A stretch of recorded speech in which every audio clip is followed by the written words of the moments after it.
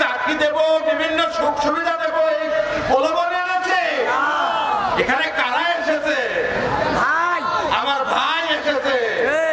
উৎসা কুমারখালীতে 5,000 ভাই আছে, এই কুমারখালীর মাটিতে 3,000 ভাই আছে। আমার সাংবাদিক ভাইরা প্রশ্ন করেছে, আমি অনেক হেসেছি। আপনি কি কোনো চাপ অনুভব করেন না? আরে চাপ অনুভব করবো কাকে? আরে কাকে?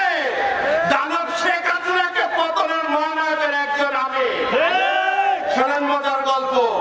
অনেক বড় বড় সাইজের হ্যামনা চামড়া দেখেন, ওই হ্যামনা চামড়াদের 5 তারিখের আগে ফোন দিয়েছি, এই আন্দোলন করতে হবে। কাইদে ফেলে বাপ আন্দোলন করবো কেমনে? আবার অনেক হ্যামনা চামড়ার ফোন দিছে, ফোন কথা বলি জেল হবে, তোমার সাথে কথা বলি মামলা খাওয়া লাগে। তারা এখন হামলা চামড়া নিজেকে ত্যাগী দাবি করে। 17 বছর না আমি শুনি নাই এমন লোক নাকি ত্যাগী। আমি হাসবো না, আপনারাও হাসবেন। আমি একা না, আপনারাও হাসবেন। আরে ভাই, এই যুব সমাজ কি পরিবর্তন করতে পারে সামনের দিন দেখবেন।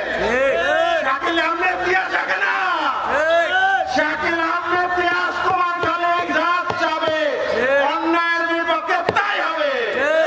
কেন অন্যায় সহ্য করি নাই 16 বছর, আগামীতে কেন অন্যায় সহ্য করার সময় আছে? আমি কি ভাড়া করা লোককে ঘুরি?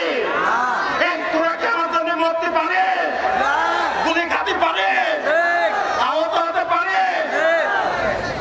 এবং আমরা যদি কখনো আমরা সংসদে যেতে পারি, দেশের দায়িত্ব পাই, আপনারা একবার ভাবুন উৎসা কুমারখালীর কতটা উন্নয়ন হবে।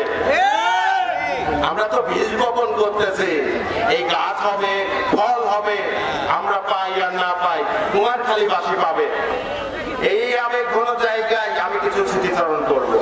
তার আগে আপনাদের সবাইকে, দেশনেত্রী খালেদা জিয়া প্রচন্ড অসুস্থ, তার জন্য দোয়া চাই আপনাদের কাছে।